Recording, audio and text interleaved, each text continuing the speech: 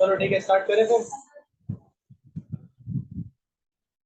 Reasoning का question number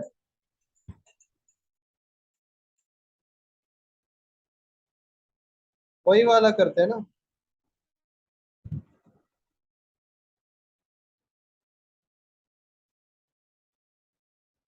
ये वाला करना है क्या?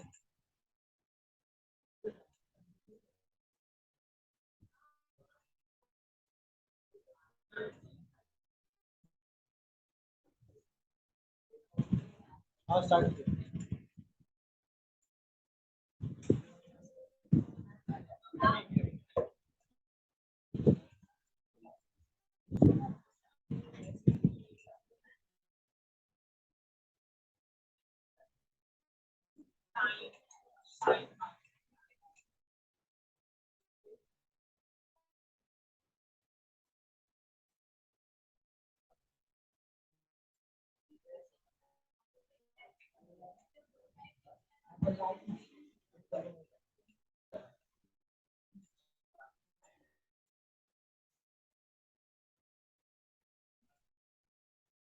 चलो चलो चलो, क्विक क्विक, अपने पास ज्यादा टाइम नहीं है और रीजनिंग में सारे क्वेश्चन सॉल्व करने रहते हैं।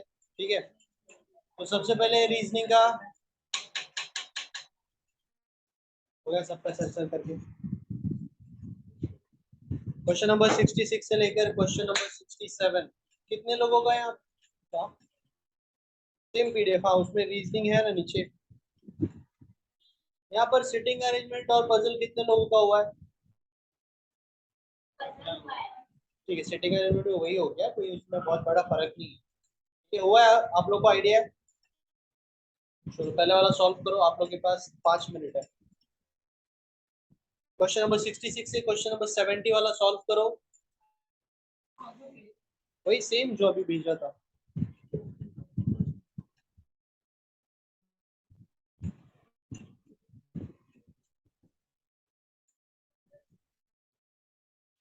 क्या हुआ?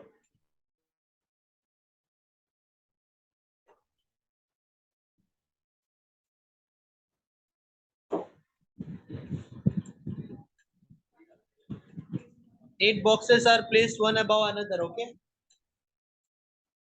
तो आप लोगों ने पजल किया है, तो पजल का एक क्वेश्चन है।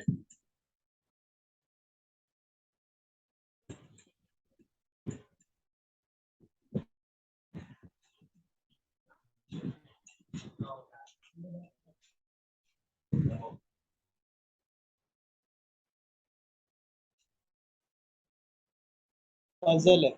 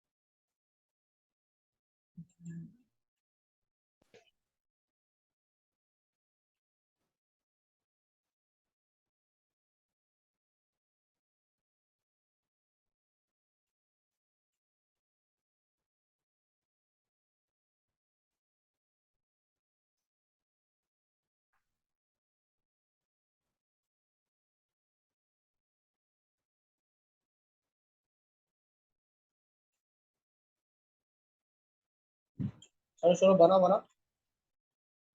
अगर आपको गिवन लिखना है तो गिवन आप ऐसे लिख सकते हो, क्योंकि मैं फिलहाल आपको पजल टॉपिक सिखा नहीं रहा हूँ, सर हम लोग पेपर सॉल्विंग कर रहे हैं।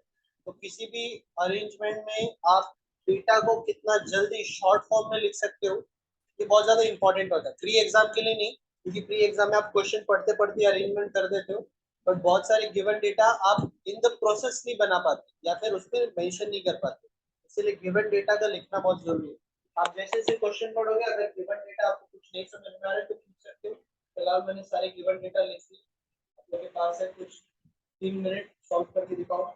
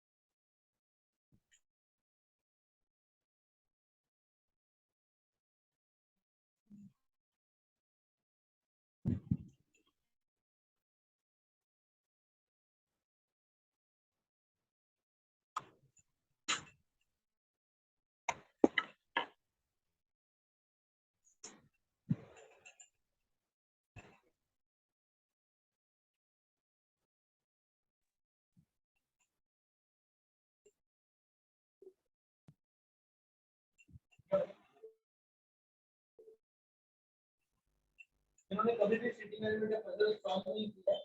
अब अपने हिसाब से जो भी आपको समझ में आया वो ट्राई करो। 8 लोगों का प्लेस है और आपको इस ऑर्डर में बिठाना है, हम लोग को इस कंडीशन में बिठाना है। आपको जो भी चीज समझ में आ रही है आप अपने हिसाब से ट्राई करो।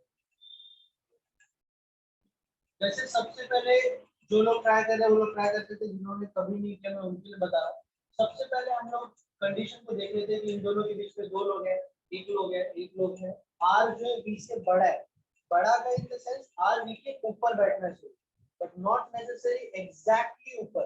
अगर कुछ ऐसा गिवन होता कि आर जो है वो बी के एग्जैक्टली ऊपर है तो मैं इसको ऐसे लिखता कि आर जो है बी के अबव है, इमीडिएट अबव है। तो शॉर्ट फॉर्म आपको खुद का लैंग्वेज खुद को समझ में आना चाहिए। फिलहाल ऐसा नहीं दिया है, आर वी के ऊपर है तो कितना भी ऊपर हो सकता है। इनके बीच में 3 लोग हैं, क्यू और एस दोनों भी के ऊपर बैठे, बी जो है डब्ल्यू से बड़ा है, और एस और पी के बीच में एक लोग मैक्सिमम होने चाहिए। मतलब ऐसा भी हो सकता है कि उन दोनों के बीच में कोई ना भी हो, तो ऐसा भी हो सकता है। फिलहाल मैं सबसे पहले क्या लिखूं, सबसे पहले किसको मेंशन करूं?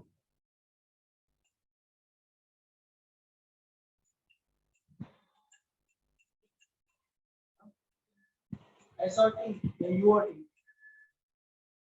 क्या बोल रहे हो? यू और टी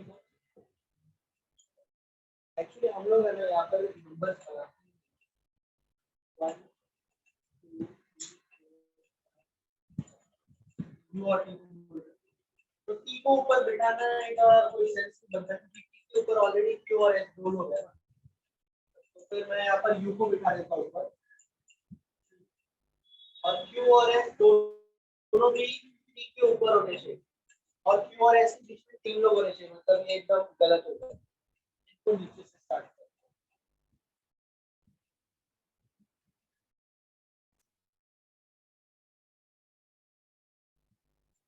टी और आर के बीच में एक जन, आर और वी के बीच में एक जन, और आर जो है वी के ऊपर होना चाहिए।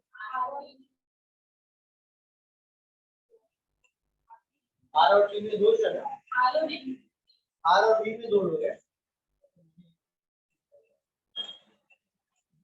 आर और वी में 2 जन है तो फिर ये गलत हो जाएगी। आर जो है वो वी के ऊपर बैठना चाहिए।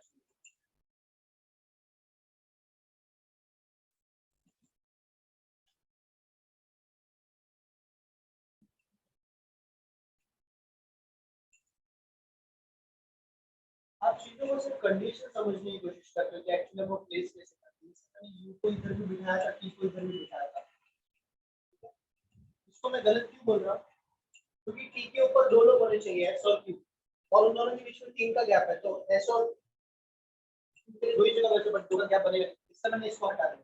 फिर मैंने टी को इधर बिठाया, यू को इधर बिठाया, ये भी एक कंडीशन बनाने की कोशिश की, बट इस केस में क्या हुआ कि टी और आर के बीच में एक लोग है, तो आर इधर बैठ गया, फिर आर और वी के बीच में दो लोग हैं, वी इधर बैठ गया, बट आर वी के ऊपर होना चाहिए, तो ये भी केस गलत है, मैंने इसको भी हटा दिया। इन शॉर्ट आप क्या करते हो, क्या करते हो, ट्रायल एंड एरर करते हो। आप कभी भी कोई फिक्स डेटा नहीं ले सकते अंटिल वहां पर कोई फिक्स डेटा दिया होगा, तो तब दिया है तो अलग बात है, बट यहाँ पे कोई फिक्स डेटा नहीं, तो आप थोड़ा सा ट्रायल एंड एरर। तो मैंने क्या बोला कि टी को थोड़ा ऊपर बिठा दिया, यहाँ पे बिठाने का कोई सेंस नहीं बनता, फिर से वही चीज हो जाएगा कि आर जो है, वी जो है आर के ऊपर बैठेगा, तो मैंने टी को थोड़ा सा और ऊपर बिठाया ताकि आर को मैं नीचे कर सकूं, और आर और वी के बीच में दो गैप है। अच्छा, आर को इधर बिठा देता हूँ और आर को और वी के बीच में दो गैप है, ऐसे बिठा। उस केस में मैं टी को इधर भी बिठा दूंगा तो भी चलेगा। दो केस में मैं अगर बिठा रहा हूँ तो चलेगा, मेरे पास यहाँ पे कोई फिक्स प्लेस नहीं है, कोई भी पर्सन यहाँ पे फिक्स प्लेस मेंशन नहीं है, इसलिए आपको थोड़ा सा ट्रायल में यहाँ पे ज्यादा करना पड़ेगा। फिर एस और क्यू के बीच में 3 लोग हैं, तो एस और क्यू को मैं कहाँ पे बिठा सकता हूँ,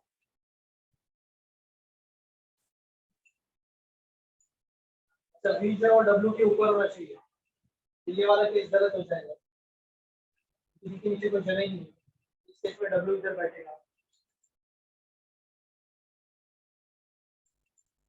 एस और क्यू के लिए मेरे पास दो ही प्लेस बचे, ये जगह पी के लिए है, और पी और एस के बीच में एक जगह का गैप मैक्सिमम होना चाहिए, मैक्सिमम अगर नहीं रहेगा तो चल जाएगा, हो गया, मैक्सिमम लिखा है ना एस और क्यू के बीच में ना, आपको 1 2 तो वो ट्रायल एंड एरर रहता है, ट्रायल एंड एरर में आप कभी भी रुकते नहीं हो, आप हमेशा ट्राई करते हो, देखते हैं कौन कहाँ बैठ सकता है। मैं इसको ऐसे भी स्टार्ट करता हूँ, तो मैंने ऐसे क्या किया, तो डिपेंड करता है कि आप कहाँ से कंडीशन को अच्छे से समझते हो कि नहीं।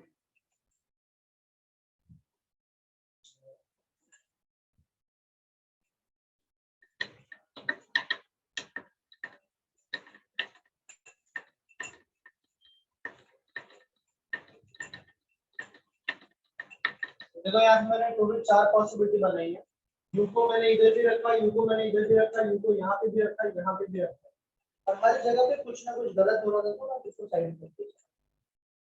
अगर मैं इसके क्वेश्चंस की बात करूं तो क्वेश्चंस क्या क्या आएंगे, फर्स्ट क्वेश्चन का आंसर क्या है, टी और एस के बीच में मोर देन 3 है, ठीक है। Which of the following placed box placed immediately above Q are, which box is placed at the bottommost position, W, option E, C, W, or which of the following box is placed immediately below P, U है, U का मतलब option number B आ जाएगा, और how many boxes are there between W and R, 3, नहीं 3 है ना, तो 5 ऑप्शन आएंगे।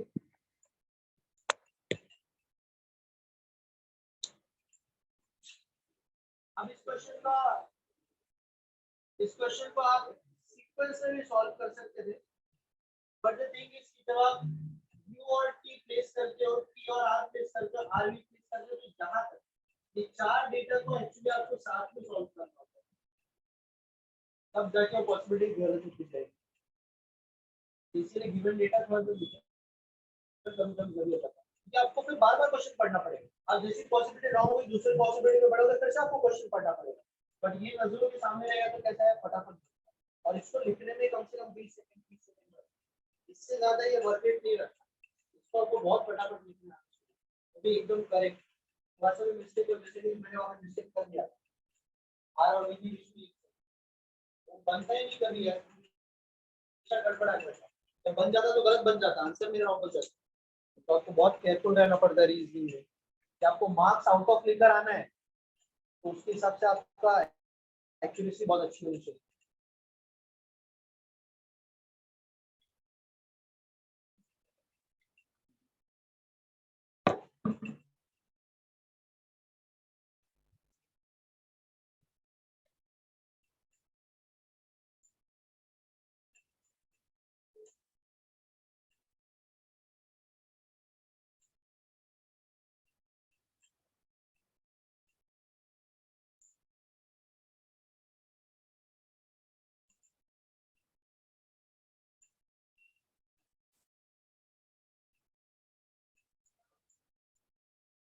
चलो नेक्स्ट क्वेश्चन पे आते हैं हम लोग।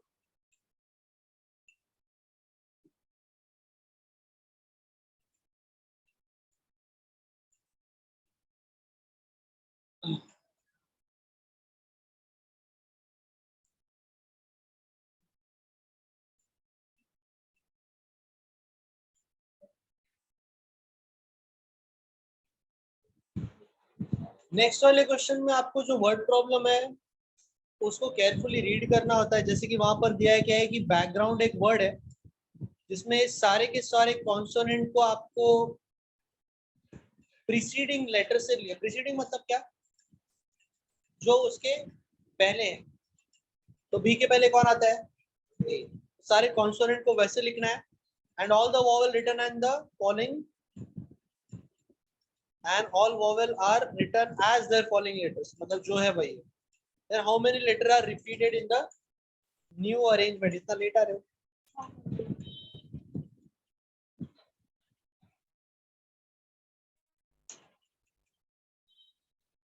so how many letters repeated in the new arrangement। ऐसे क्वेश्चन के लिए आपको पूरा लिखना पड़ेगा। कभी कभी आपको पूरा नहीं लिखना पड़ता क्योंकि कभी कभी आपको ये पूछा जाता है कि सेकेंड राइट का थर्ड लेफ्ट कौन है, तो उसमें आपको सारे लेटर्स का अरेंजमेंट करने की जरूरत नहीं, ना चेंज करने की जरूरत है। सिर्फ देख लो सेकेंड राइट का थर्ड लेफ्ट जो पर्सन है, अगर वो कॉन्सोनेंट है तो उसका प्रीसीडिंग लिख दो, वॉवेल है तो वॉवेल लिख दो। बट फिलहाल इस क्वेश्चन का आंसर निकालने के लिए मुझे पूरे बैकग्राउंड में से जितने भी कॉन्सोनेंट है उसके प्रीसीडिंग लेटर्स लिखने पड़ेंगे। सबसे पहले तो वॉवेल हो गया, तीन ही है ना। बी के पहले ए आते, सी के पहले बी, के पहले हाँ, जी के पहले आर, एन, एम आता है, डी के पहले सी आ गया। कितने लेटर रिपीट हो रहे हैं, हो गया।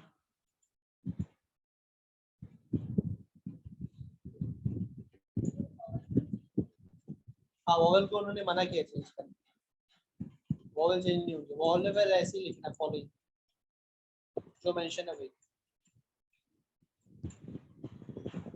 ठीक है।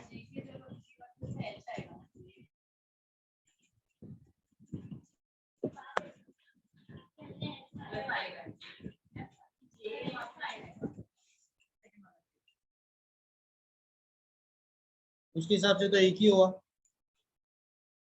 है ना। ये क्वेश्चन एग्जाम में देखो बहुत सिंपल है ना, बट द थिंग इज कि आप जब टाइम के प्रेशर में होते हैं ना तो आप ऐसे बेसिक मिस्टेक्स करते हैं।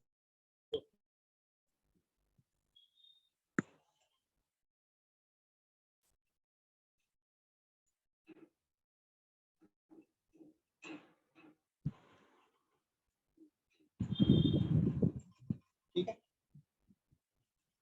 चलो क्वेश्चन नंबर 72 से 76 पे आते हैं। पहले जरा इसको आप लोग सॉल्व करो, मैं भी गिवन लिखता हूँ।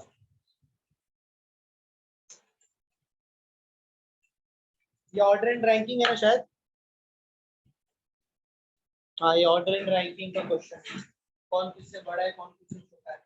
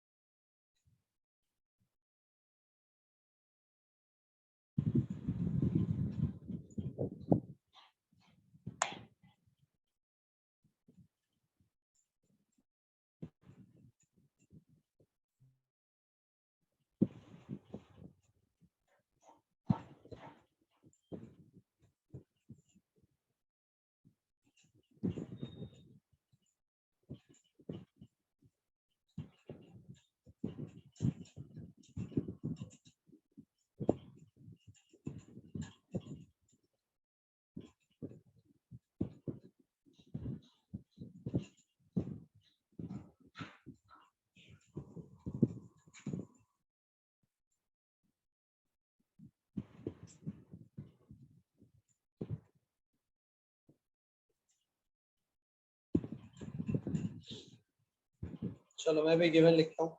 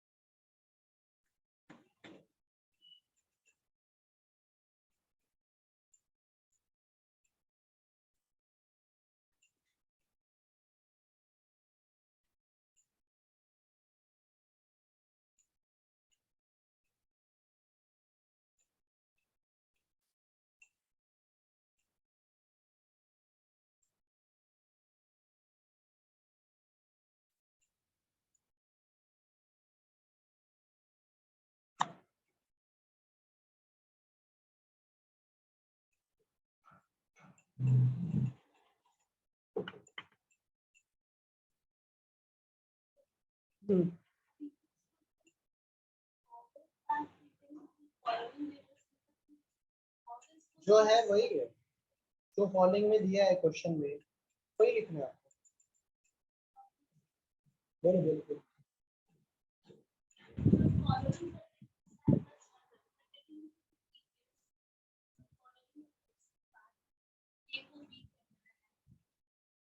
अच्छा फॉलोड वाला था क्या? अच्छा वो अरे प्रीसीड और फॉलोड था, मैंने फॉलोइंग को इसमें, हाँ सही बराबर आप,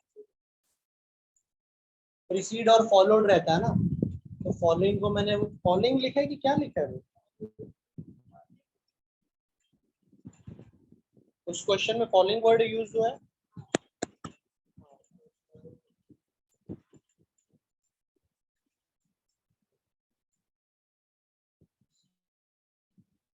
ठीक है वो क्वेश्चन में फिर वोवेल्स का नेक्स्ट जो लेटर रहेगा वो कवर करना रहेगा।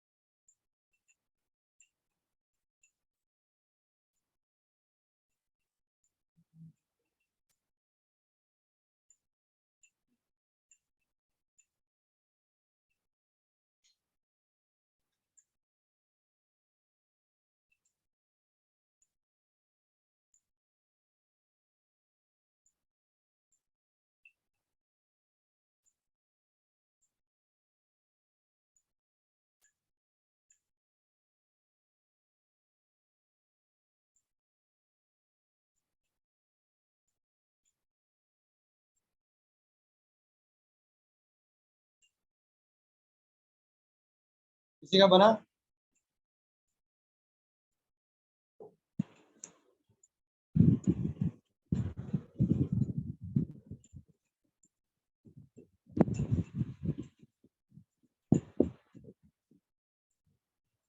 सब बना क्या लगा सब?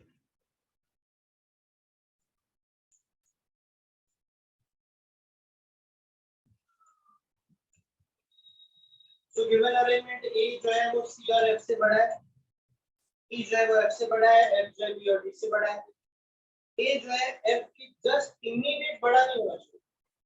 चलो मैंने लिखा है कि ए एफ के ठीक ऊपर है, ठीक ऊपर का मतलब ठीक बड़ा नहीं है, मतलब ए एक्स से उसको थोड़ा सा एक छोड़कर बड़ा है। ई सी से बड़ा है, बी प्लस सी 44 है, सेकंड रैंकर जो है वो फिफ्थ रैंकर से डबल है वैल्यू में।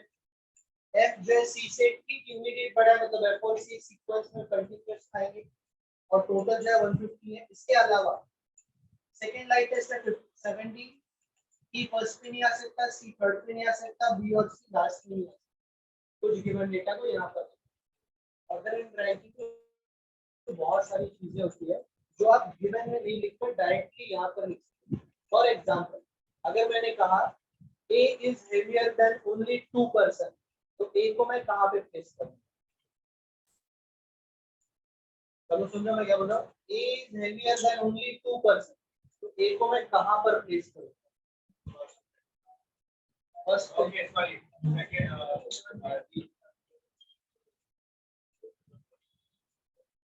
सही है ना, क्योंकि this person should be heavier than both of them. A is heavier than, B is lighter, B is smaller than only 2%. Okay. Only B is lighter than A. Only B is lighter than A. Yes, smaller than A. Only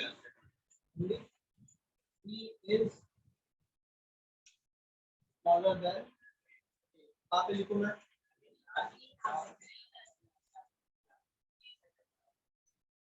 अब इसको जरा पढ़ो जो आपने लिखा है कि B कितने लोगों से छोटा है? फिर A से छोटा है, C से बड़ा है या छोटा है? छोटा है C से। B से बड़ा है या छोटा है?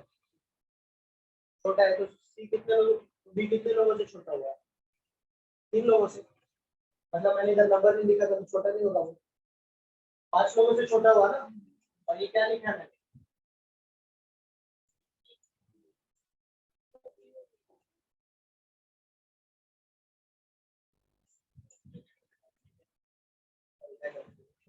सही है।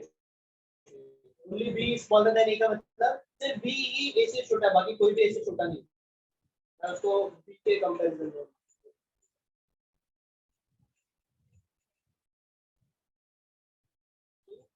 ये कुछ डेटा ऐसे होते हैं जो कि आपको डायरेक्टली मेंशन करने आने चाहिए। ऑर्डर एंड रैंक में ऐसे बहुत सारी चीजें जो कि आपको उसके रिलेशन पता होने चाहिए कि किसको आपको कहाँ पे लिखना है। फिलहाल आप स्टार्ट कहाँ से करते हो? किसी का भी नहीं बना, बन गया आपका? स्टार्ट कहाँ से कर सकते हो बाकी लोग?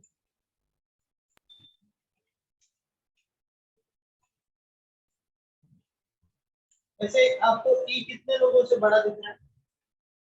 1 2 3 4, मतलब वो या तो फर्स्ट पे आएगा तो सेकंड पे आएगा, या फर्स्ट पे लिखो मैं को कहाँ पर आएगा? ऐसे ही आप चीजों को ढूंढने की कोशिश करो। अब मुझे बताओ कोई ऐसा बंदा जो इसका प्लेसमेंट लिख सकता हो।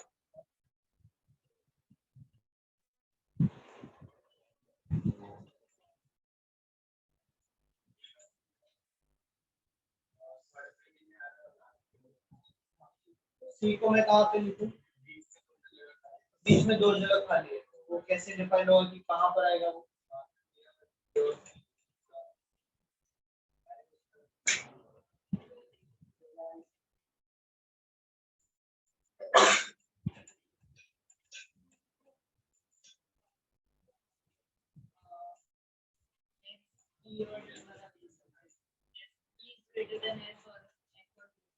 कौन ग्रेटर है?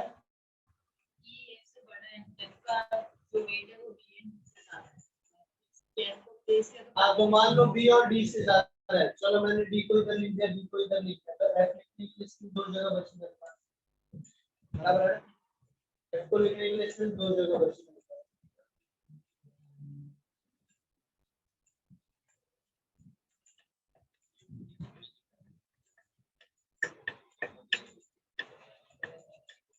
ठीक है,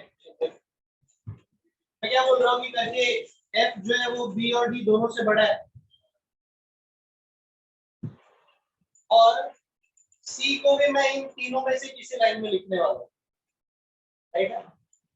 तो अगर सी इन तीनों में से किसी, सॉरी इन दोनों में से किसी जगह पे बैठता है तो एक जगह रिजर्व हो किसी के लिए, तो बी और डी बाकी के जो दो जगह होंगे उधर रिजर्व हो जाएगा, एक ही जगह बचा है ठीक है। सी बी और डी ये तीन के लिए तीन जगह रिजर्व हो गई, क्योंकि सी को मैं इधर नहीं लिख सकता, इधर नहीं, इन दोनों में से कोई एक जगह पे सी रहेगा और बी और डी जो है बाकी दो प्लेस कवर करेंगे। एफ को मैंने यहाँ पे लिखा, एफ के पीछे कौन होना चाहिए, एक पीछे होना चाहिए। अगर सी यहाँ पर है तो बी और डी में से बी कहाँ पे बैठेगा और डी बचा कौन, बी और सी 44 है तो बी कितना है, तो सी कितना होगा,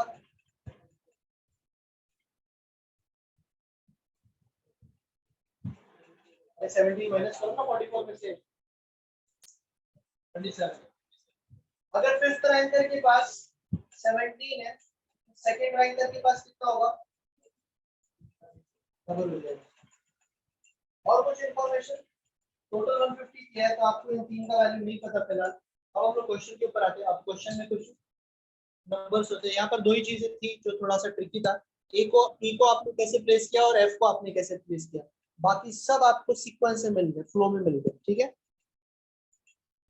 कोई पार्ट जो नहीं समझ में आया इसमें, ई को प्लेस कैसे किया है वो बहुत क्लियर है कि सर वो चार लोगों से बड़ा दिख रहा है, फर्स्ट रैंक पे आ नहीं सकता तो सेकंड रैंक पे, और एफ को कैसे प्लेस किया वो दो लोगों से बड़ा है, और सी भी जो है इन दोनों में से किसी जगह पे आएगा। चलो ठीक है, नेक्स्ट क्वेश्चन पे आते हैं।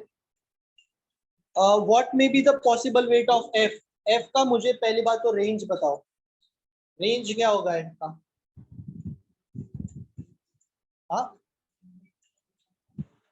28 कम से कम और 33 ज्यादा से ज्यादा।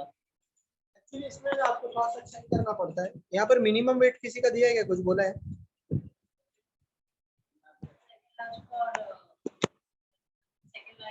मतलब सबसे लोएस्ट में दिया।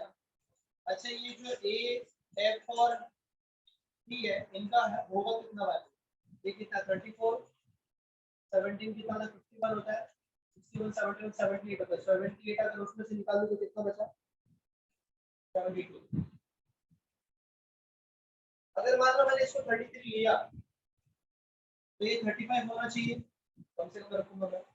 अगर ये 35 है 33 है दैट मींस बिकम 68, और 68 में 4 4 दे सकते हैं, ये रेंज है। कौन सा ऑप्शन राइट है, कौन सा 30 ऑप्शन, आपको ऑप्शन के हिसाब से हमेशा जाना होगा। बट ये मैंने चेक क्यों किया मालूम है, जानबूझ के कि वो 72 तक ही बैठ रहा है कि नहीं। मान लो इसका रेंज अगर 43 से लेकर 38 तक होता, मान लो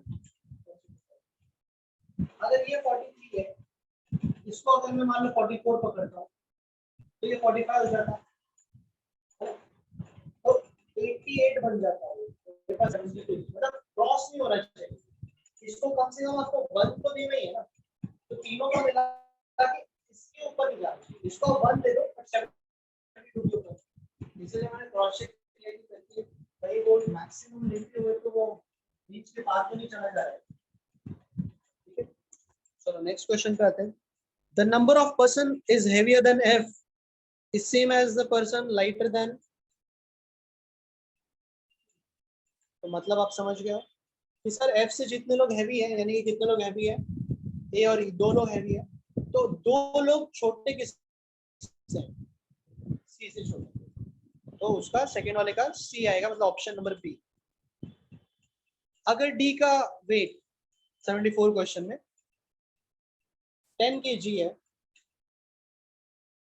sorry 10 kg lighter than B है, तो मतलब डी का वेट कितना हो जाएगा 7,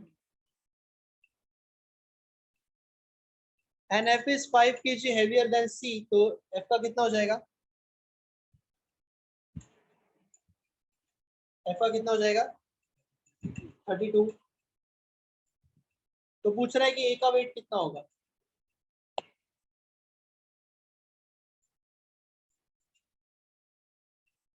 पूछ रहा है कि ए का वेट कितना होगा, ए का वेट कितना होगा पूछ रहा है 40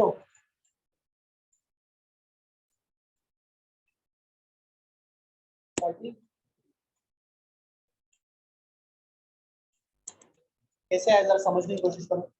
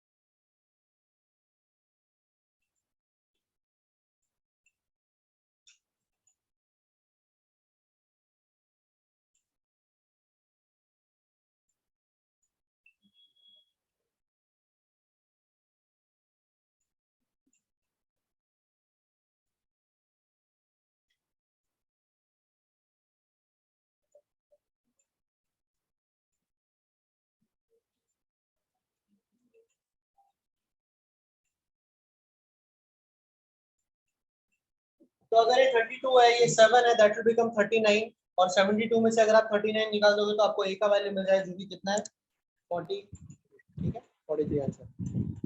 नेक्स्ट और लास्ट क्वेश्चन है कि 4 of the following are alike in a certain way, तो ई और सी, ठीक है, एफ और ए, ठीक है, डी और सी, ओके, बी और डी, तो बी और डी शायद रहेगा कि दोनों में कोई भी ज्ञात नहीं, बाकी सब में 1 1 का ज्ञात है।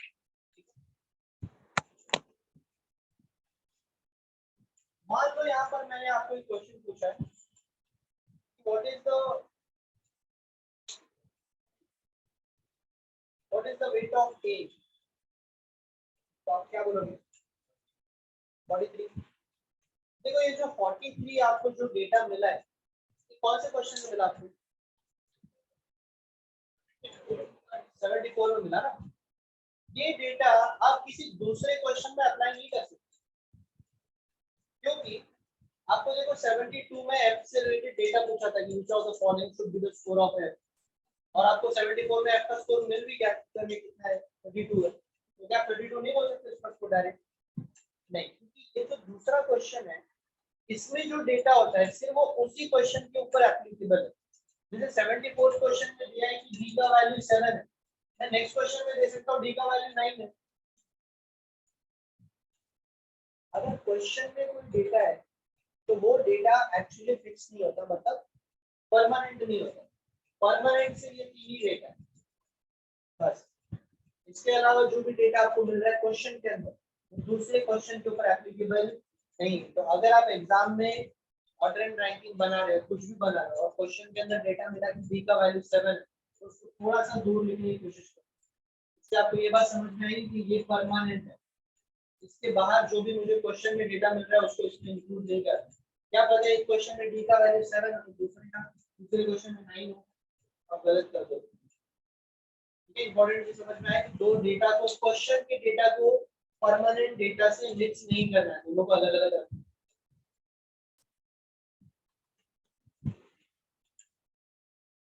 अच्छा अगर मैं यहाँ पर ये पूछता कि what will be the maximum score of A, तो आप क्या बोलोगे, what can be the maximum score of A, तो आप कैसे निकालोगे इसका, बोलो मैक्सिमम स्कोर ऑफ ए कैसे निकालोगे।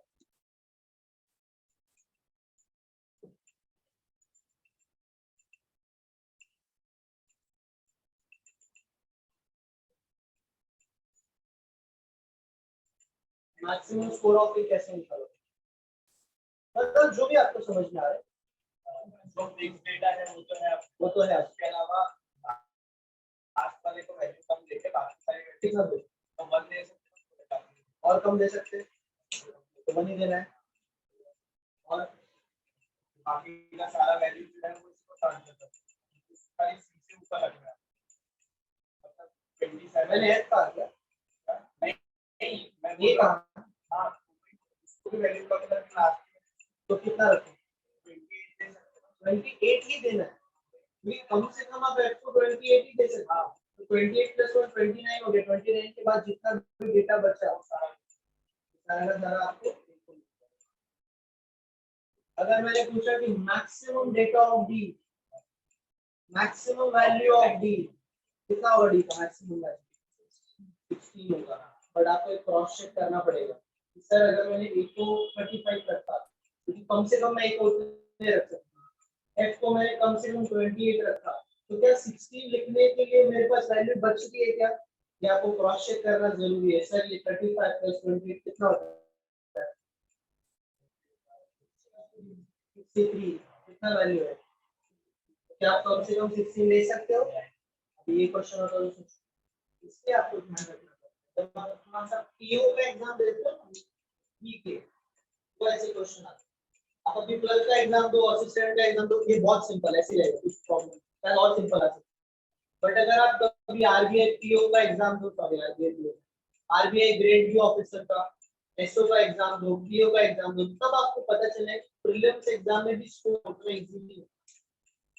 जैसे अभी आरबीआई पीओ का जिन लोगों ने एग्जाम अगर दिया होगा तो उसके प्री एग्जाम में और आरबीआई असिस्टेंट के प्री एग्जाम में फर्क था। आरबीआई असिस्टेंट मैंने कुछ अटेम्प्ट किया 73 और पीओ का अटेम्प्ट किया 60, फर्क आया 13 मार्क्स का। तो फर्क इस क्या है, क्वेश्चन वैसे क्वेश्चन बनते नहीं है, ये क्वेश्चन थोड़े से घुमा कर दिए जाते।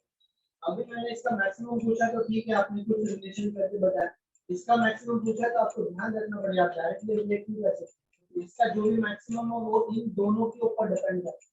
ये दोनों उसको कितना फ्रीडम दे रहे, क्या कितना वैल्यू कर सकते हैं।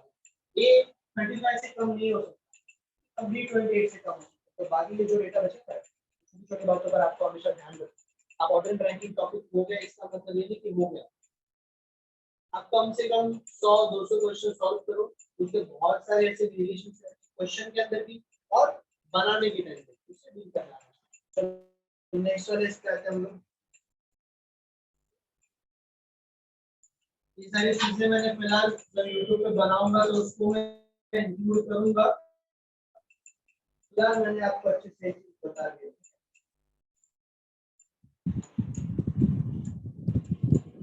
अच्छा, एक लास्ट स्टेटमेंट बच गया था, which of the following statement is true? कौन सा ट्रू है? B, D is the lightest among them ना। हाँ सही है, वो रही। कभी कभी ऐसा होता है कि एक से ज्यादा ऑप्शन भी ट्रू हो जाता है, तो उसमें ऑप्शन होता है कि मोर देन वन, उस पर भी आपको ध्यान रखना, हमेशा ऑप्शंस पे बहुत ध्यान रखना होता है। चलो नेक्स्ट वाला इनइक्वालिटी, कितने लोगों का इनइक्वालिटी हो चुका है यहाँ पर? क्योंकि थोड़ा सा उसको ना समझने का तरीका अलग है।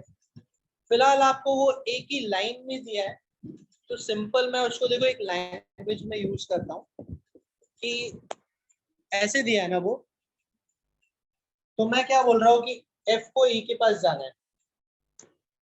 मैं इनइक्वालिटी को एक डोर की तरह मानता हूँ, ये अंदर जाने वाला डोर है, ये बाहर जाने वाला डोरेमोन वाला। बस डोरेमोन और इस डोर में फर्क क्या है कि आप यहाँ से एंट्री नहीं कर सकते। तो एनीवे डोर पता है ना आप लोगों को? आप लोगों को मिला तो किधर जाओगे? किधर जाओगे बताओ, दिल की ख्वाहिशें बाहर निकालो जरा। हाँ कहाँ? अरे कोई जगह का नाम तो लो, कुछ पता तो नहीं। अफगानिस्तान बम फोड़ने के लिए, कि वहां पर जो अबला नारियां बिचारी है उनको बचाने के लिए। मकसद तो आपका सही नहीं होगा अफगानिस्तान जाने का, इसलिए मैं पूछ रहा हूं। और बताओ बताओ, पेरिस जाओगे? वो एफिल टावर के ऊपर कोई है साथ में? अकेले जाने का तो कोई सेंस नहीं बनता, जाके क्या करोगे? मतलब कोई साथ में तो ठीक है, दोस्त भाई बहन फैमिली वाले। सोलो ट्रिप पे जाओगे? फिर कहाँ जाओगे? उधर ही जाओगे?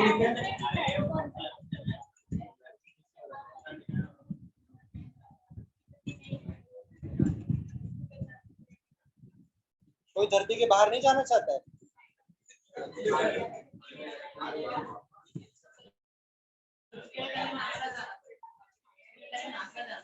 उसके लिए डोरेमोन से एक और गैजेट लेना पड़ेगा आपको, ताकि वहां पर जाके सांस ले पाओ आप। चलो ठीक है, ठीक है। लास्ट मौका, और किसी को कुछ बोलना है? तो एक डोर की तरह जिसमें आप यहाँ से एंट्री कर सकते हो, यहाँ से एग्जिट कर सकते हो, ठीक है। तो एफ को ई के पास जाना है। अब एफ से लेकर ई तक देखो, आपको वहां पे डोर्स दिख रहे हैं, है ना। एक ये डोर दिख रहा है, एक ये वाला डोर दिख रहा है, एक ये वाला डोर दिख रहा है।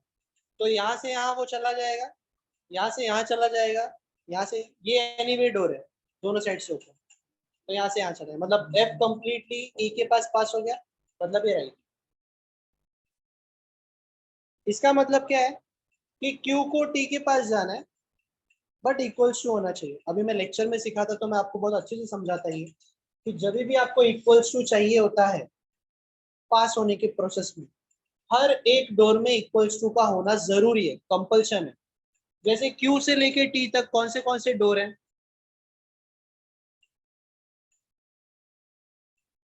3 डोर है। वो यहाँ से यहाँ पास हो जाएगा, इक्वल्स टू भी है। क्या वो यहाँ से यहाँ पास हो सकता है? नहीं, बात खत्म। अगर इसके पास इक्वल्स टू होता भी, इन तीनों डोर में इक्वल्स टू है, बट वो पास नहीं हो रहा है सर। मतलब पास होना भी कंपलसरी है, इक्वल्स टू होना भी कंपलसरी है। फिलहाल ये रॉन्ग हो, ठीक है, फिलहाल ये रॉन्ग हो, क्योंकि सर ये पासिंग है ही नहीं, इक्वल्स टू की बातें नहीं करेंगे फिलहाल। इक्वल्स टू दिया भी नहीं था, पहला वाला राइट है, दूसरा वाला रॉन्ग है। कंफ्यूजन नंबर 1 फॉलो, मतलब ओनली कंफ्यूजन 1 फॉलो, ठीक है। थोड़ा तो आप लैंग्वेज समझ गए कि मैं क्या बोलने की कोशिश कर रहा हूँ। चलो, सेकंड क्वेश्चन में 2 कंक्लूजन है। तो मुझे जी से टी जाना है, जी से टी जाना है।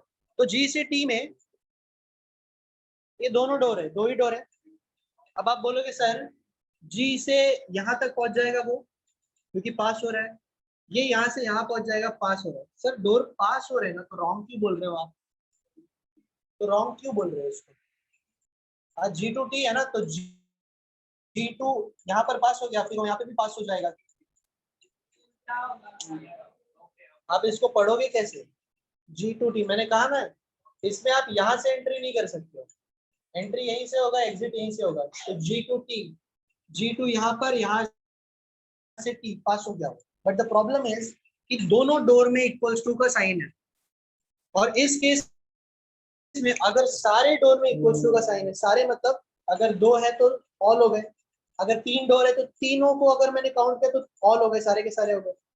अगर 4 डोर है और 4 में से मैंने 3 डोर में इक्वल्स टू है और 1 डोर में नहीं, तो सारे डोर में इक्वल्स टू है क्या? नहीं, तो मिसिंग है ना 1 डोर में, मतलब इसमें इक्वल्स टू नहीं है। बट अगर all the doors containing equals to sign, inequality का टॉपिक मैंने बना के भी रखा है यूट्यूब पे, आप वहां पे जाके अच्छे से देख सकते हो, फुर्सत में देख सकते हो कि सारे कॉन्सेप्ट जो है, इसका कॉन्सेप्ट क्या है, इसका कॉन्सेप्ट क्या है, इसका कॉन्सेप्ट क्या है, आइदर और का कॉन्सेप्ट क्या है, या कोडेड इनइक्वालिटी का कॉन्सेप्ट क्या है। टोटल मैंने 5 पार्ट बना के रखे, ठीक है, वहां पे जाके फुर्सत में देख सकते हो। इधर नॉर का मतलब दोनों रॉन्ग है, उसमें वो पे कॉन्सेप्ट नहीं है। अगर दोनों कंक्लूजन रॉन्ग है तो इधर और में कैसे आपको कॉन्सेप्ट सिखाना पड़ेगा, उसमें कुछ कंडीशन। तो सर दोनों डोर में इक्वल्स टू है, इसलिए आपका आंसर एक्चुअली ऐसा बनेगा, और ऐसा तो क्वेश्चन में दिया हुआ नहीं है, तो इसलिए ये रॉन्ग हो, ठीक है। बाकी इक्वल्स टू को रॉन्ग बताना बड़ा इजी है, क्योंकि इक्वल्स टू अगर आपको चाहिए तो सभी डोर में कौन सा साइन होना चाहिए? सिर्फ इक्वल्स टू होना चाहिए। तो सी और जी के बीच में सब इक्वल्स टू है क्या? नहीं, तो वो रॉन्ग हो गया। बाकी मुझे बताओ,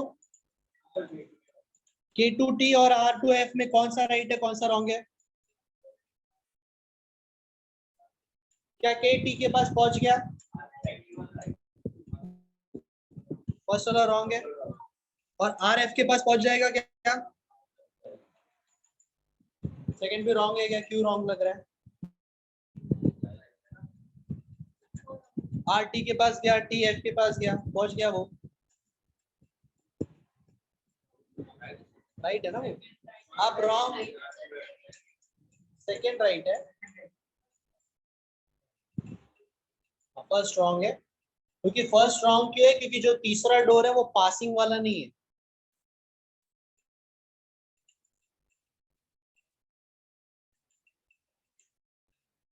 K2T में 4 डोर है, ये ठीक है, ये ठीक है, ये ठीक है, बट ये रॉन्ग है।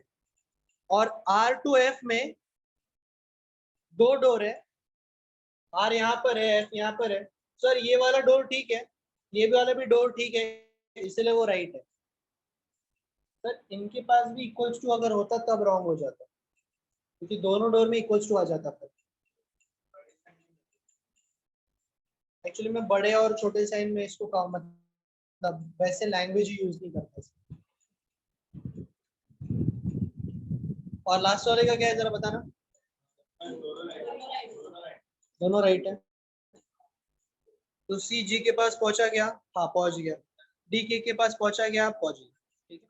तो एक्चुअली मैं थोड़ा सा ये वाला लैंग्वेज यूज करता हूँ, उसको ऑब्जर्व करना ज्यादा सिंपल हो जाता है, ग्रेटर लेस वाला कॉन्सेप्ट में यूज ही नहीं करता।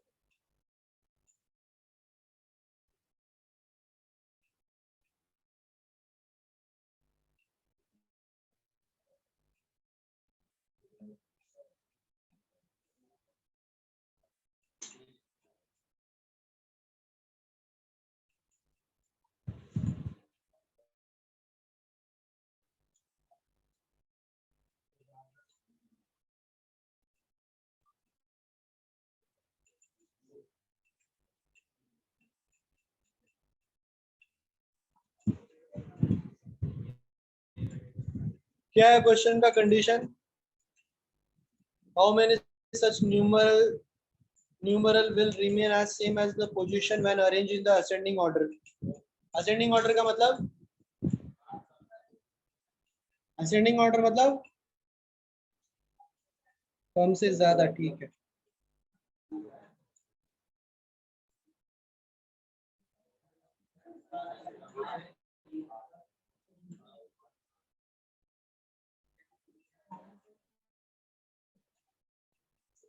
असेंडिंग ऑर्डर मतलब छोटे से बड़ा, डिसेंडिंग मतलब बड़े से छोटे। कितने वर्ड रिपीट हो रहे हैं, कितने नंबर रिपीट हो रहे हैं? एक ही हो रहा है, नहीं एक नहीं हो रहा है, दो हो रहा है ना, तीन हो रहा है ना, तीन है।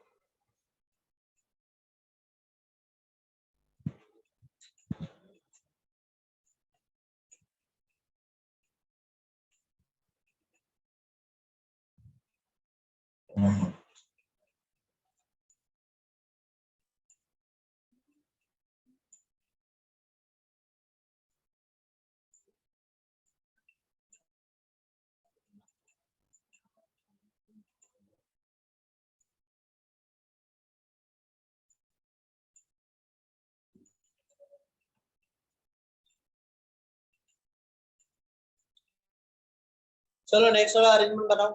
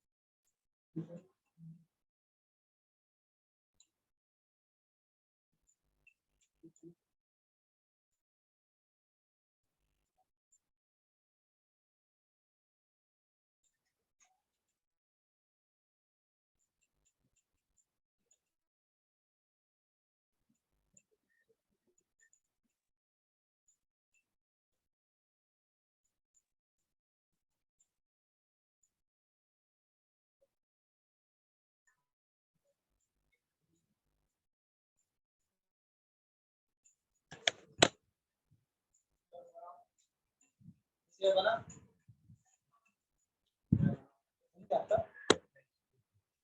आपको तो अभी बहुत टाइम हो गया तो हो गया एग्जाम एग्जाम दिया कुछ ईओ की असिस्टेंट कितना अटेंड किया आपने नहीं है क्या है ऐसा बुरा लगा था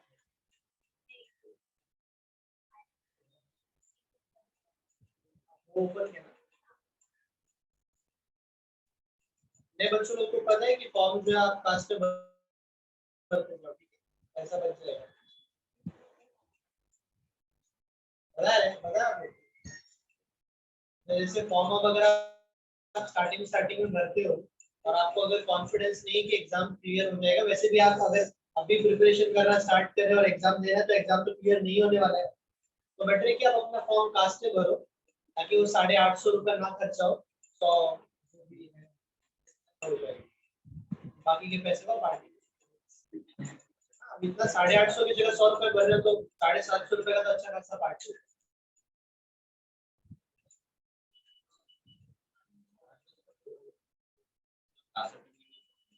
एक्चुअली फॉर्म भरने के टाइम पे कास्ट सर्टिफिकेट मांगते ही नहीं मैं एग्जाम देने के टाइम पे मांगते उससे तभी मांगते जब आप क्लियर हो जाओगे एग्जाम और डॉक्यूमेंटेशन होता है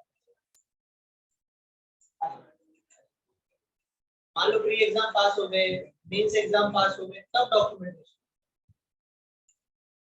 उतना तो गलती से नहीं होगा हो जाओगे तो फिर नाम मैंने नहीं बताया आपको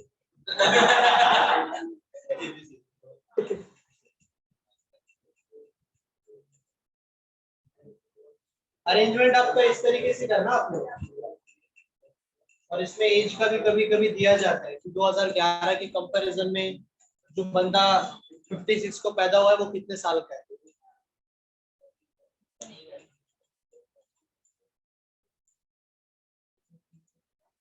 ऑनलाइन में किसी का बना ये?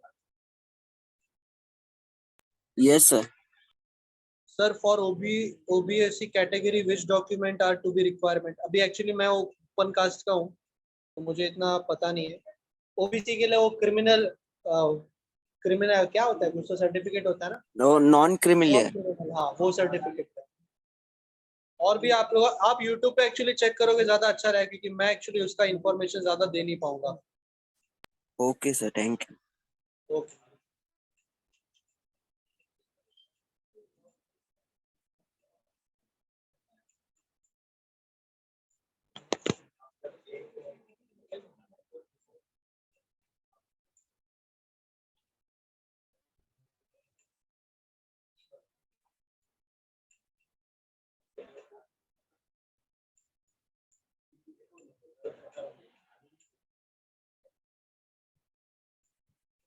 अच्छा ये गिवन का मतलब आप समझ रहे हो ना?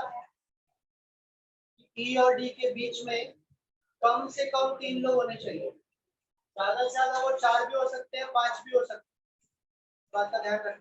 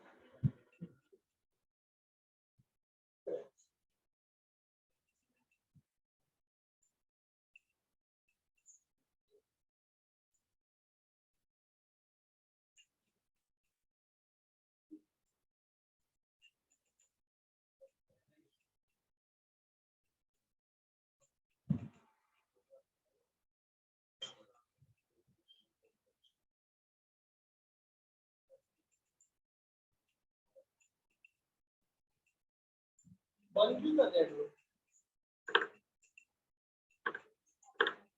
आ रहे हैं।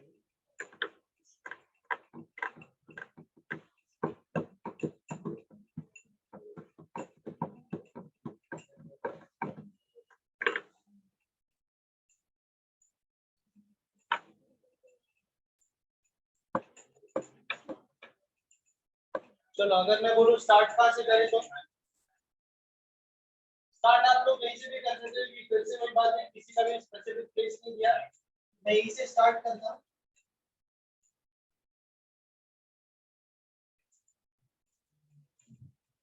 तो मिनिमम 3 लोग हैं तो डी को मैं यहाँ पे लिखूंगा, डी के नीचे एच यहाँ पे आ जाएगा।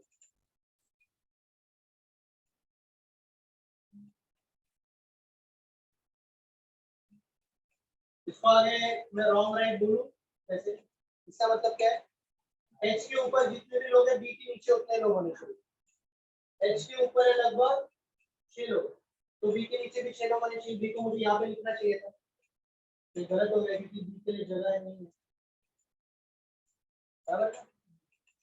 एच के ऊपर जितने लोग हैं बी के नीचे उतने लोग होने चाहिए। एच अगर सेकंड लास्ट पे है तो बी को सेकंड प्लेस पे होना चाहिए, जगह नहीं बच रहा है इसलिए वो रॉन्ग हो गया। मैं ई को इधर लिखते हुए डी को यहाँ पे भी लिख सकता था, क्योंकि 3 से ज्यादा लोग भी हो सकते हैं। एच अगर लास्ट प्लेस पे है तो बी जो है फर्स्ट प्लेस पे होना चाहिए।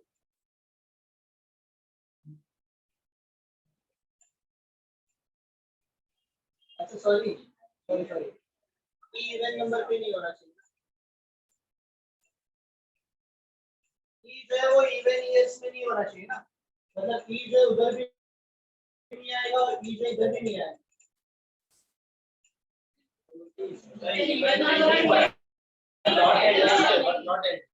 अरे हाँ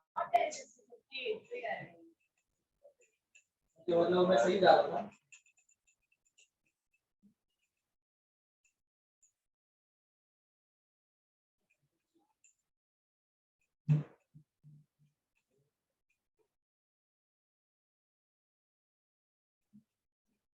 तो ए जी एफ के लिए मेरे पास 4 प्लेस है, बट ये तीनों सेम डेट पे होने चाहिए, और सेम डेट मेरे पास अवेलेबल नहीं है। इसलिए ये वाला भी कंडीशन रॉन्ग हो गया। तो ई के लिए ये इवन ईयर खत्म हो गया, ये इवन ईयर बचा। ई को मैं यहाँ पे लिख सकता हूँ, ई को मैं यहाँ पे लिख सकता हूँ। 3 लोग हैं, 1 2 3 भी यहाँ पर आ गया, 1 2 3 भी यहाँ पर आ गया, और एक केस में मैं ई को यहाँ पर रखते हुए बी को यहाँ पे भी लिख सकता हूँ, क्योंकि 3 से ज्यादा भी हो सकता है। सारी पॉसिबिलिटी मैं लेकर चल रहा हूँ। डी के नीचे एच आ जाएगा, और एच जहाँ पर है उसके ऑपोजिट में बी रहेगा, मतलब ये सेकंड प्लेस पर है तो ये बी सेकंड आ सकता है, थर्ड प्लेस पर है तो ये गलत हो जाएगा क्योंकि यहाँ पर जगह है। ए जी है तो 4 3 3 और 3 हर जगह बच रहा है। ए जी इसमें 3 4 4 और 4 बचा, एक बंदा कौन बचा?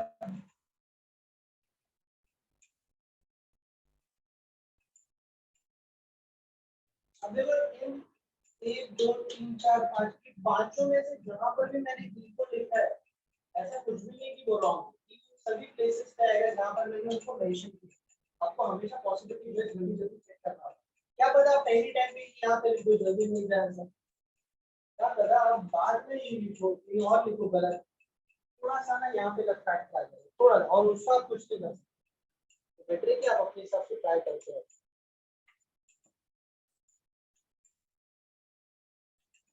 चलो अगर मैं क्वेश्चंस की बात करूं, अगर कुछ इसमें नहीं समझा या कुछ डाउट है तो पहले क्लियर कर लो। मैंने ई को रखते हुए सारी पॉसिबिलिटी कवर की है यहाँ पर। So how many person born before E? C 2%. Which of the following year B was born? 59. How many person were born between A and F? 3%. 4 of the following are alike: B, D, E, C और H. H आएगा, B sorry D, B, E, C और H, इसमें अलग कौन है? इस पे H अलग है क्योंकि बाकी सब लोग 4 4 पे आ रहे हैं, तो वो डिफरेंट हो गया, ऑड मैन आउट हो गया। How many person born between G and H? G और H के बीच में 3 लोग हैं, और वही सेम लोग किन दो लोगों के बीच में, ये आपको ऑप्शन देखकर बताना पड़ेगा। E और F के बीच में क्या? नहीं, E और F के बीच में 2 लोग हैं।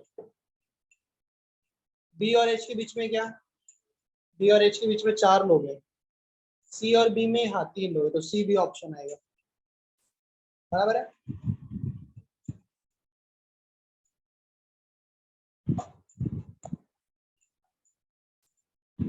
सिलॉग्स यहाँ पे हुआ है, सिलॉग्स कितने लोग का हुआ है? तो आप लोग सॉल्व कर लो, आप लोग डाउट पूछोगे कि मैं सिलॉग्स बताने वाला हूँ। सिलॉग्स कैसे है, बहुत ऐसे अच्छा टॉपिक है, मैं 10 मिनट में कैसे बताऊँ।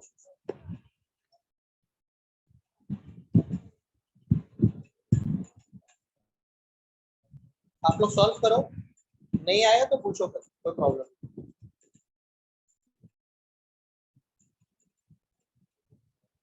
क्वेश्चन नंबर 91 95, चलो सॉल्व करना स्टार्ट करो, 2 ही बचा है सेट, 10 क्वेश्चन और बचे हैं। एक ये वाला सेट है, एक अगला वाला सेट है, फटाफट खत्म करते चलो। 91 95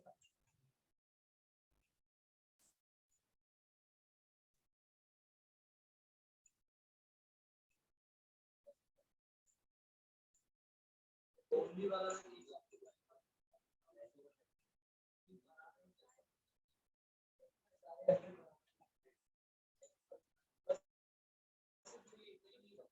बोल रहा हूँ सब बनाना होगा।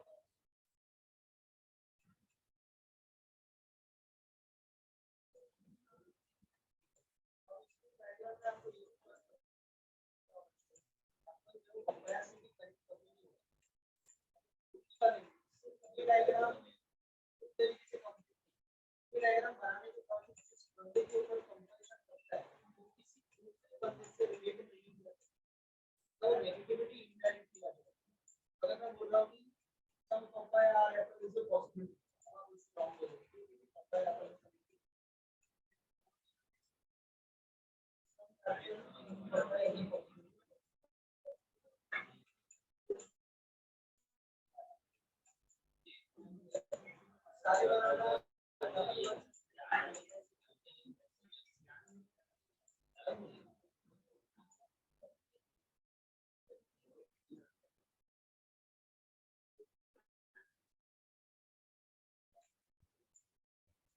वो जो ओनली वाला केस है ना, उसमें थोड़ा केयरफुल रहना।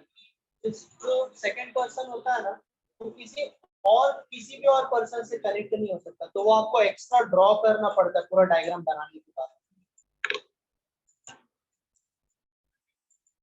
आ गया?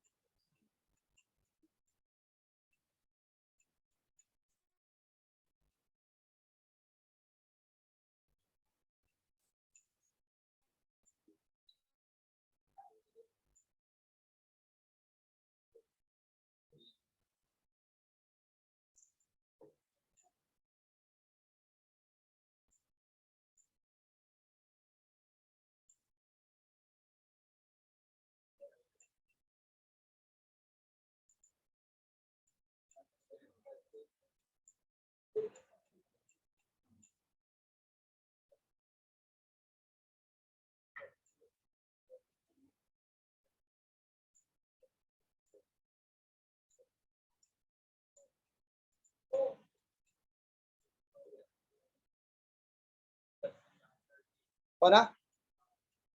बन गया? गुड। Yes, sir.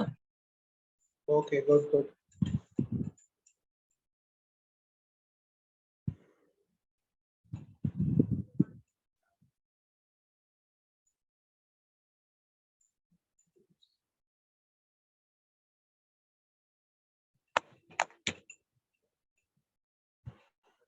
चलो चलो, सबका बनना चाहिए, बेसिक सिंपल है, सबका बनना चाहिए।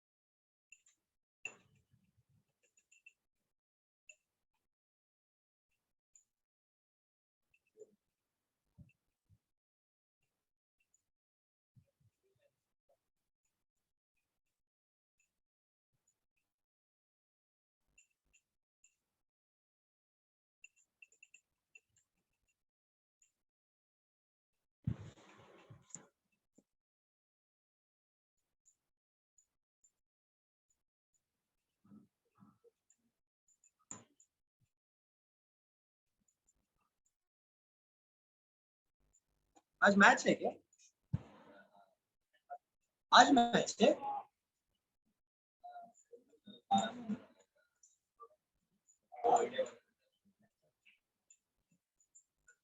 ट्वेंटी ट्वेंटी वाला कप है क्या एशिया? 50-50 वाला है?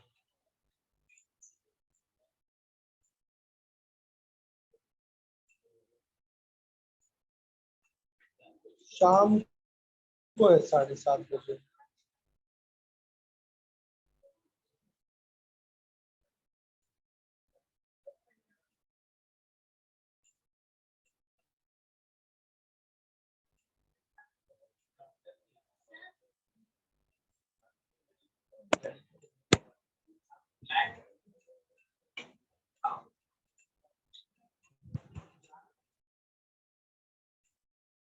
चलो स्टार्ट कैसे करेंगे इसको? एफ को प्लेस करने के मेरे पास इसमें से 3 पॉसिबिलिटी है, बनाएंगे नहीं आप लोगों ने बनाया, क्योंकि एफ के ऊपर मैक्सिमम 2 लोग होने चाहिए, तो मिनिमम एक भी हो सकता है, मिनिमम कोई भी नहीं हो सकता।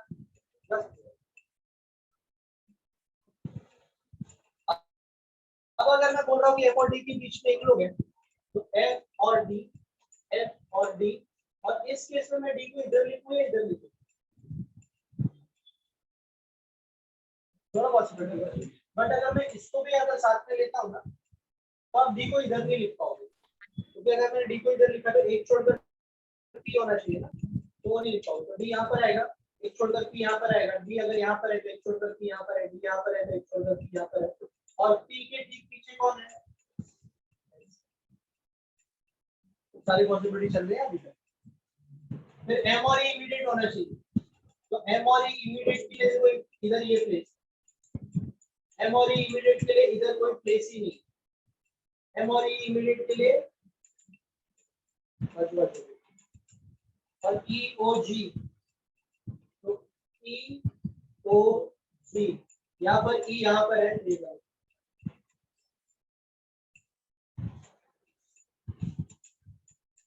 क्वेश्चन अगर मैं पूछूं, हाँ इसको जरा लिख लो, क्वेश्चंस के आंसर निकाल लो आप लोग, सिंपल ही रहेंगे।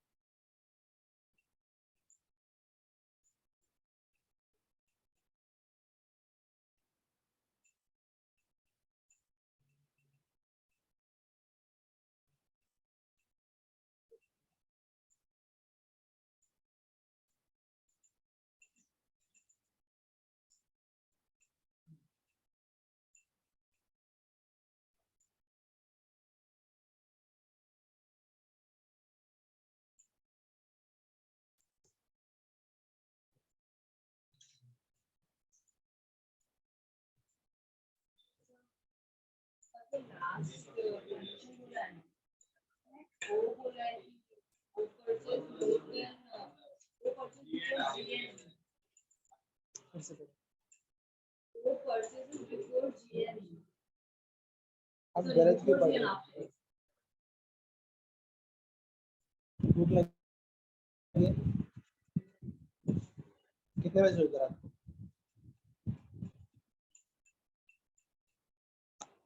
याद भी नहीं, इतना नशे में थे, इतना इतना भी याद नहीं करा तो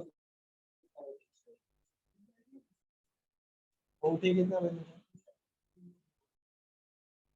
1 से 6 मतलब 5 घंटे, मतलब आपकी नींद कंप्लीट नहीं होती है। कोटा क्या नींद का? सबको अपनी नींद का कोटा पता होना चाहिए, क्योंकि अगर आपकी बॉडी का नींद कंप्लीट नहीं हुआ है ना, तो जितना एनर्जी आप जनरली यूज करते हो उसका डबल एनर्जी जो है बॉडी उसमें यूज करता है।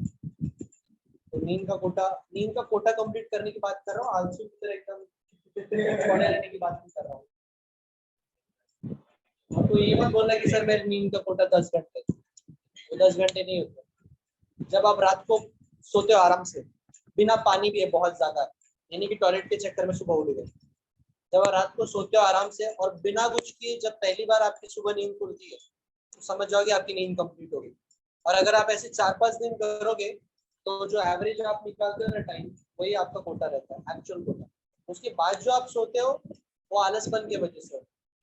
और जब आप ज्यादा सो लेते हो, जैसे 6 घंटे का कोटा है और आप 8 घंटे सो रहे हो, तो जो 2 घंटे आपने एक्स्ट्रा सोए हैं, तो बॉडी के ऊपर प्रेशर आता है, इसके वजह से 8 घंटे सोने के बावजूद भी आपको आलसपन महसूस होता है, क्योंकि 2 घंटे जब आप बॉडी को एक ही जगह पे दबा के रखे हो, तो वो एक्स्ट्रा प्रेशर क्रिएट होता है।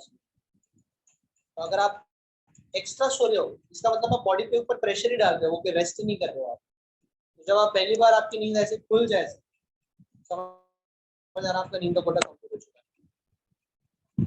जैसे मैं सोता हूँ 11 बजे और उठता हूँ 4 बजे, तो मेरा कोटा है 5 घंटे। पहले कोटा था मेरा 6 घंटे, मैंने उसको थोड़ा सा योगा वोगा करके कम कर दिया, 5 घंटे है। 5 घंटा अगर मेरा हो गया, फिर मुझे दिन भर नींद नहीं आती।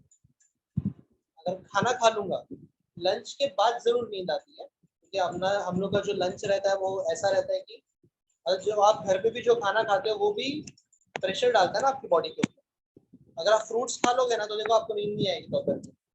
वेजिटेबल्स खा लोगे, कच्चा वेजिटेबल तो नींद नहीं आएगी। बट अगर आप रोटी सब्जी दाल चावल या नॉन वेज या कुछ भी खा लोगे तो आपको जरूर अच्छी खासी नींद आएगी, वरना जनरली बॉडी एकदम एक्टिव। आंसर जरा बता दो मुझे। आफ्टर डी के बाद कितने हैं? How many percent after D? 3 लोग हैं। आफ्टर जी के पहले कौन है?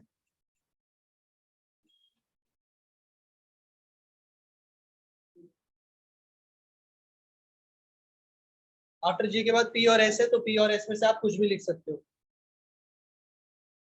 अगर मैंने इनको अल्फाबेटिकली ऑर्डर में अरेंज किया तो कितने लोग आएंगे? सेम 4। कहाँ से स्टार्ट करूं मैं?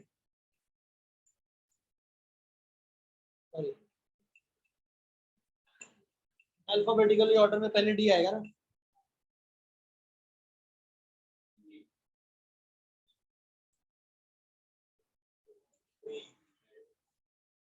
तो ई आ गया, एफ आ गया, पी आ गया और एस आ गया, 4 आ गया। How many following purchase exactly between D and F? तो 1 लोग है। और how many purchase between E and F? कोई भी नहीं है, नन है।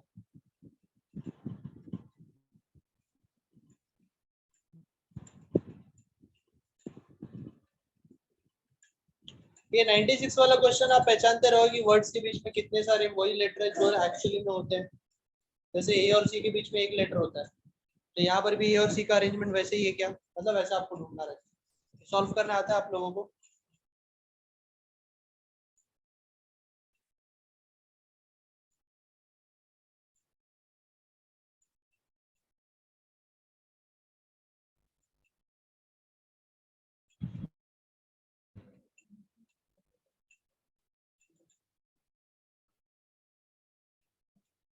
तो आपको वो ऐसे जाना पड़ता है, A B C D E F G H I J के।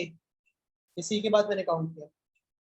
एच के बाद कौन आएगा? A B C D G H I J K L M M N O नहीं आएगा। फिर आपको ऐसे आर का।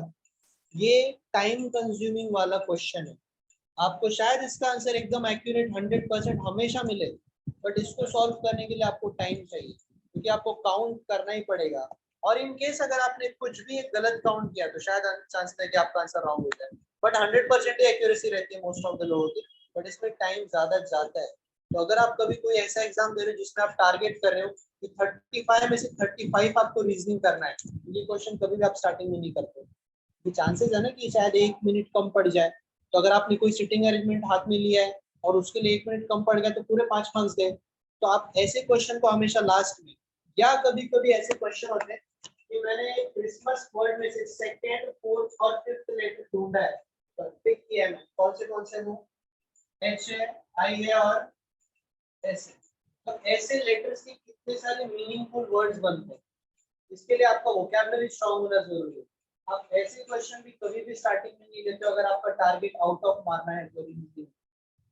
चांसेस है कि कोई 1 मिनट के लिए आपको कोई सिटिंग अरेंजमेंट छूट जाए। ऐसे क्वेश्चन आप हमेशा 1 मार्क्स के जो क्वेश्चन होते हैं रीजनिंग में, आप कभी भी स्टार्टिंग में अटेम्प्ट नहीं करते।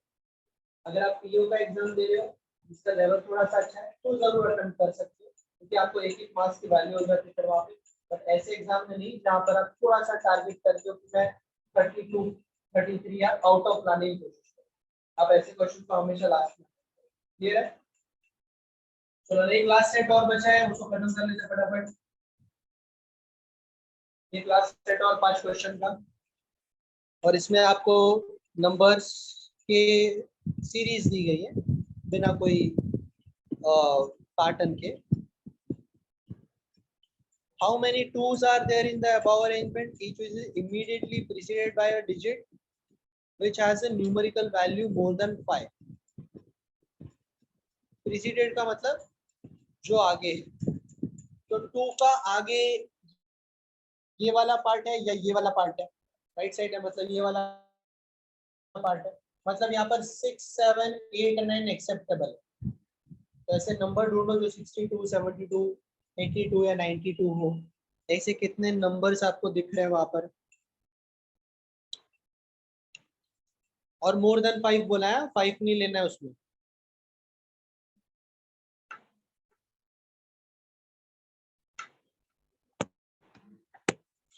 चलो चलो, लास्ट 5 क्वेश्चन है।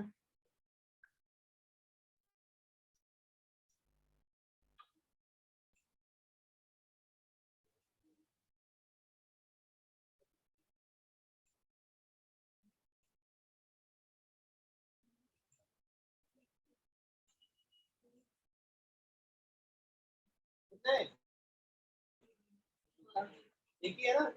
72 दिख रहा होगा बस, उसके अलावा कोई भी आपको नंबर नहीं दिखेंगे वहाँ।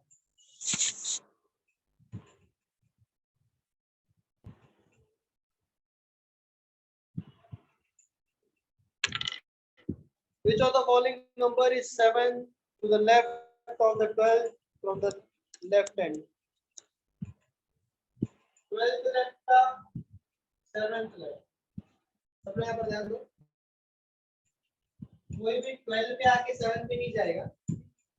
आप 12 अगर आके 7 पीछे चले गए, यानी कि आपने टोटल कितना नंबर लिया? 5 लिया ना आपने। आप वैसे कितना एक्चुअल में कवर किया? 12 आ गया है तो इससे आप पीछे चले गए, तो एक्चुअली आपने कितना कवर किया? 5 फ्रॉम द लेफ्ट हैंड। बस आप इतना काउंट करोगे।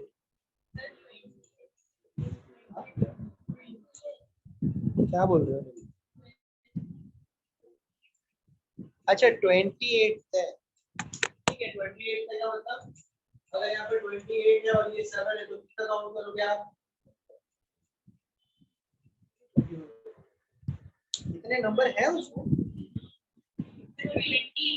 कितना कंफ्यूज सर 20 है। 28 का।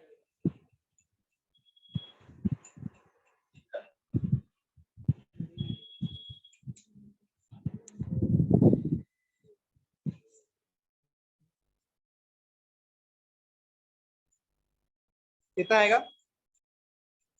कौन सा वो नंबर 13th वाला? 2 आएगा ना? Yes sir 2। क्या हुआ?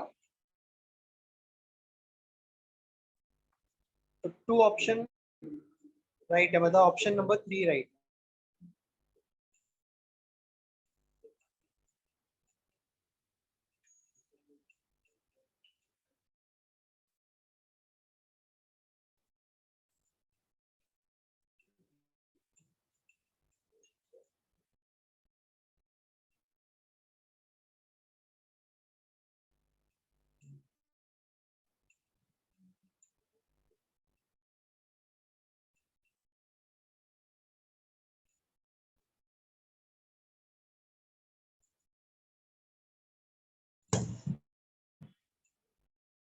If all the even digits are removed from the above arrangement, then which of the following digit with the 10th from the right end of the arrangement? तो 10th right आपको count जरूर करना है, but उसमें एक भी even digit नहीं होना चाहिए। तो चलो ऑड नंबर्स को काउंट करो।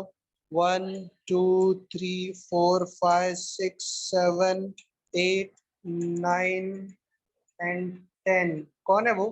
3 है ना? 3 है कि 5?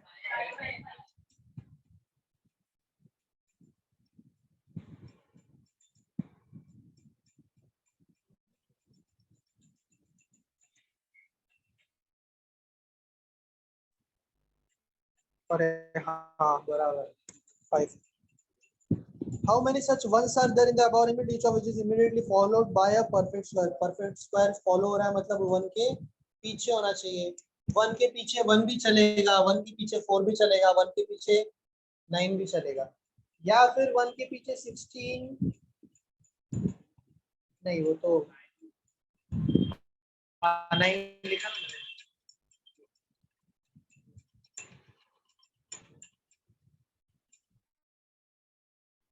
11 14 19। पहले तो 1 को ही ढूंढो कि 1 कहाँ पर है। 3 ही जगह पर तो 1 है। 3 1 है जिसमें से एक के पास 4 है, तो एक ही आंसर आएगा।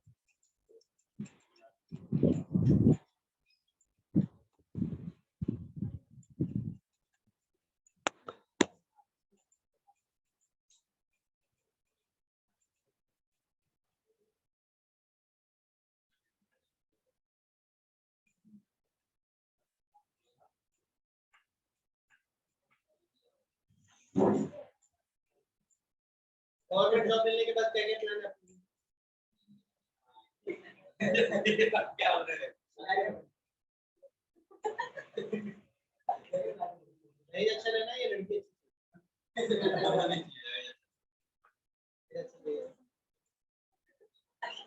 क्लर्क का क्या रेट चल रहा है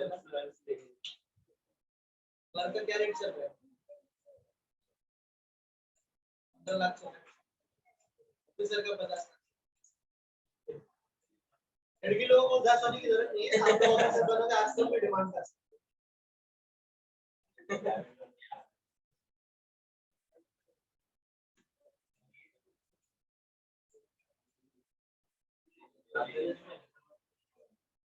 बाकी बताओ क्या प्लान है सबके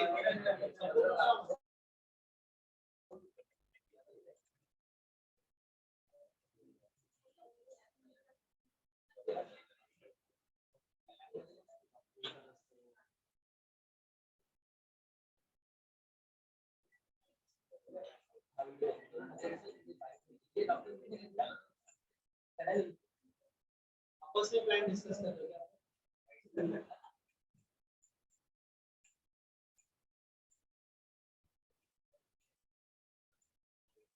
अरे मैं पूछ रहा हूँ कहाँ घूमने का प्लान है कहीं बाहर जाना है ये सब पूछ रहा हूँ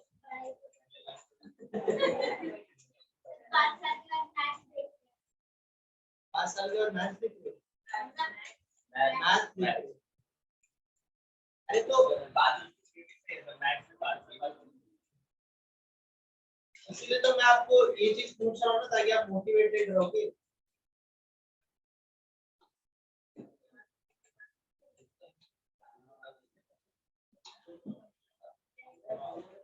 क्या है, मान लो अगर आपको माउंटेन व्यू चाहिए कहीं से तब किसी पहाड़ के ऊपर से कोई नजारा देखना है आपको तो वो नजारा देखने के लिए तो आप जो चढ़कर जाते हो उसमें तो बैंड बजती है ना कभी वैष्णो देवी गए रहोगे आप लोग या कभी कोई ऐसे महाराष्ट्र में तो बहुत सारे ऐसे जिनसे आप ट्रैक पे कभी गए आपकी बैंड बज जाएगी फिर उसमें जाते हैं बट ऊपर पहुंचने का जो वो एक है ना अंदर दिल में वो आपको लेकर जाता है ऊपर तो इसलिए मैं मजाक में नहीं पूछ रहा मैं सीरियसली पूछ रहा हूँ कि क्या प्लान है आप लोग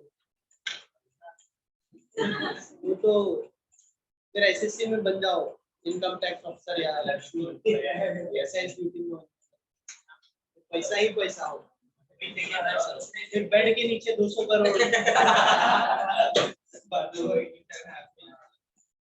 फ्लश भी करोगे तो टॉयलेट पेपर की जगह पे झूठ रहेंगे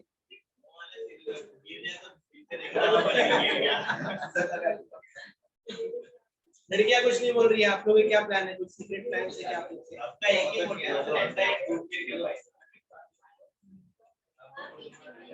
अरे कहाँ जा रहे हो बैठो कहाँ जा रहे हो बैठो अरे घर जाएंगे ना सब लोग घर पे कोई है क्या इंतजार कर रहा है घर पे कोई इंतजार कर रहा है अपने घर पे जा रहे हैं किस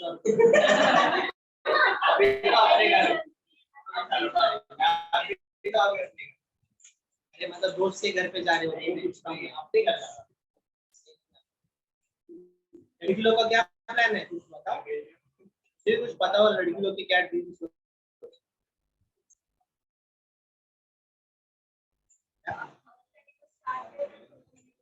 तो घूमने जाओ कहाँ पे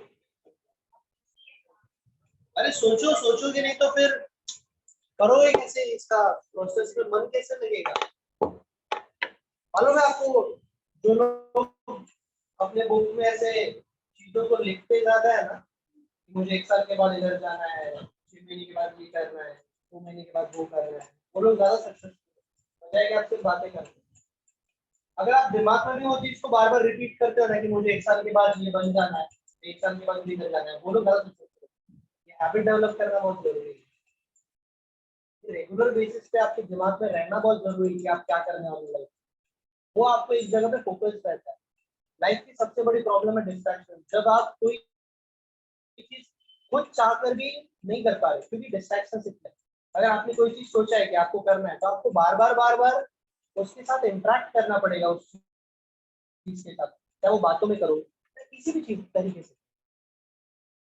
आपने ऐसे हैबिट्स तो सुने नहीं कि जो लोग सुबह उठ के यही सारी चीजों को बार बार रिपीट करते हैं, सुबह में लिखा होता है कि मुझे लाइफ में ये करना है, वो करना है, ये अचीव करना है, इतने टाइम के बाद अचीव करना है, मुझे सैलरी जो इतनी चाहिए, मुझे 1 साल के बाद वर्ल्ड टूर पे यहाँ पे जाना है, वहां पे जाना है। मजाक में सीरियसली बताओ, गवर्नमेंट जॉब पाने के बाद क्या करें? मजाक में नहीं ले रहा हूँ कि आप लोग को अच्छी तरीके से, सच में चाहिए वो जरूरी है। हम लोग बताओ फिर, किसी को पैसे कमाने की ख्वाहिश है, ठीक है, अच्छी बात। 100 करोड़ भी आएंगे तो भी कम लगते कभी कभी, और 100 करोड़ मिलने के प्रोसेस में जो आप बन जाओगे लालची, लालची नहीं, अगर पैसे ज्यादा आ गए तो आप बहुत कुछ अच्छा काम भी कर सकते हो। प्रॉब्लम पैसा नहीं होता, प्रॉब्लम ये होता है कि पैसा आने के बाद पैसा आपको कंट्रोल करता है या आप पैसे को कंट्रोल करते हैं। तो पैसा कमाना जरूरी है, तो आप क्या करोगे, कैसे कमाओगे, वो आपको।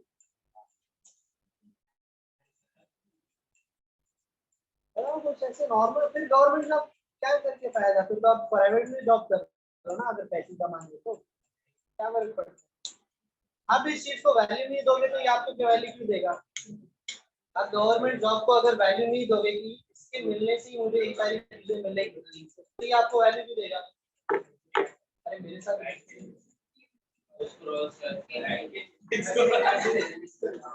आप सब अपनी दिल की ख्वाहिश से इसके ऊपर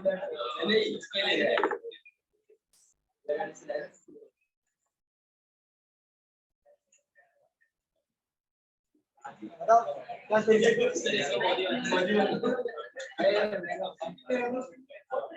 क्या रोड ट्रिप कैसे भी जा सकते हैं। बाइक रॉयल एनफील्ड खरीदोगे, okay super bike. Government job में इतना ही पैसा नहीं रखते, बैंक में मैनेजर बन जाओ फिर हो सकता है वैसे। हाँ बैंक मैनेजर के अंडर में रहता है ना पैसा, इधर उधर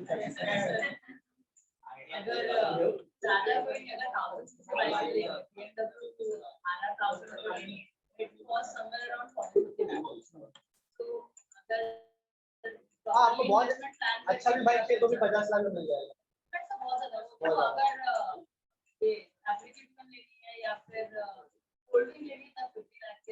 मतलब कितना भी करो तो 50 लाख बहुत मोर देन। क्या रिटायरमेंट के बाद, अभी हो आप 23-24 के लोग हैं और आप रिटायरमेंट के बारे में सोच रहे हो।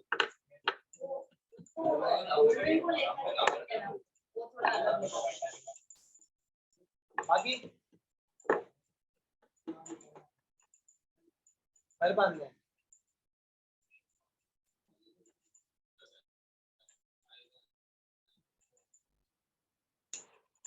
बाकी बताओ जिंदगी में बचा नहीं है लग रहा है